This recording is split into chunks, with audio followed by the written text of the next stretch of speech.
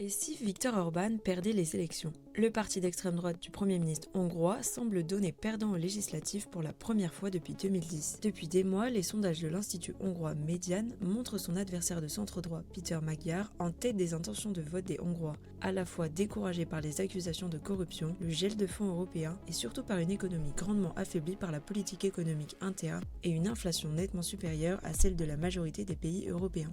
Mais face à cette dynamique, le camp du Premier ministre a déployé une stratégie de plus en plus agressive. La diffusion de vidéos truquées, générées par intelligence artificielle, est mise en ligne par le directeur de campagne du Fidesz. Elles attribuent notamment à Péter Magyar des propos qu'il n'a jamais prononcés sur une prétendue baisse des retraites et montrent des vidéos mettant en scène l'exécution d'un soldat hongrois pour suggérer que l'Union européenne pousserait la Hongrie dans une guerre imminente. Confirmées comme artificielles par l'agence de vérification de presse internationale Reuters, ces deepfakes, amplifiés sur Facebook via des réseaux pro-gouvernementaux, visent à discréditer l'opposant tout en contournant les nouvelles règles européennes de transparence politique. Mais quels avantages aurait une Hongrie sans Orban au pouvoir? D'abord, une relation moins conflictuelle avec Bruxelles, moins d'attente à l'état de droit et donc peut-être le déblocage de milliards de fonds européens pour relancer l'économie. Cela ouvrirait aussi une nouvelle page pour l'Union européenne qui serait moins entravée par les vétos systématiques de Budapest et pour la Hongrie qui pourrait redéfinir son rôle au sein du projet européen. Les élections législatives auront lieu le 12 avril 2026 afin de renouveler pour 4 ans le gouvernement hongrois.